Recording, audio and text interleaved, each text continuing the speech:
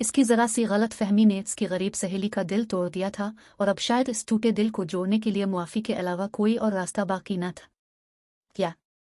आफिया ने जूं ही अपना बस्ता खोला और इसमें से 500 रुपए का नोट गायब पाया तो इसके मुंह से बेसाख्ता निकल पड़ा, ये कैसे हो सकता है। इसने अपने आप से मुखातिब होते हुए खुद कलामी की और फिर अपने बस्ते में से तमाम किताबें बाहर निकालकर अपने बस्ते का अच्छी तरह मुआयना करने लगी।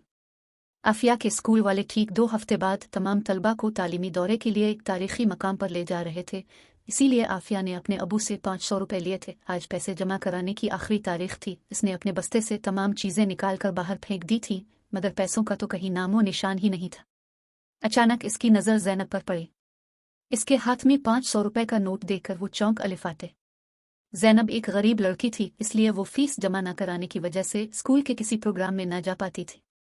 आफिया ने सोचा कि आखिर ज़ैनब के पास 500 रुपए कहाँ से आए। यकीनन ज़ैनब ने इसके बस्ते में से पैसे चुराए होंगे। आफिया का चेहरा गुस्से से लाल हो गया। इसने अचानक ज़ैनब की गर्दन पकड़कर जोर से हिला दी। ज़ैनब की आंखें हैरत और खौफ के मारे फटी की फटी रह गईं।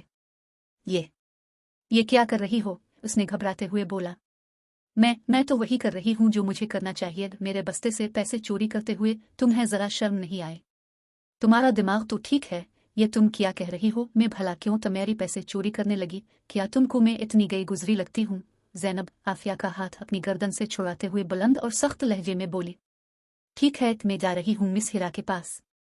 तुम्हें तुम्हारी किए की सज़ा ज़रूर मिलेगी। ये कहते हुए आफिया स्टाफ रूम की तरफ जाने लगी। गुस्से में उसने अपना हाथ अपनी जेब में डाला तो इसे कागज़ जैसा कुछ महसूस हुआ। जैसे ही इसने वो कागज़ अपनी जेब से निकाला तो वो हक्का बक्का रह गई। वो 500 का नोट था। इसे इसी वक्त याद आया कि सुबह स्कूल से निकलते हुए इसने वो पैसे अपने बस्ते से निकाल कर अपनी जेब में डाल लिए थे। शर्मिंदगी और नदामत के मारे आफिया का सर शर्म से झक गया। इसकी ज़रा सी गलत फहमी ने उसकी गरीब सहेली का दिल तोड़ दिया था और अब शायद इस टूटे दिल को जोड़ने के लिए मुआफ़ी के अलावा कोई और रास्ता बाकी न था।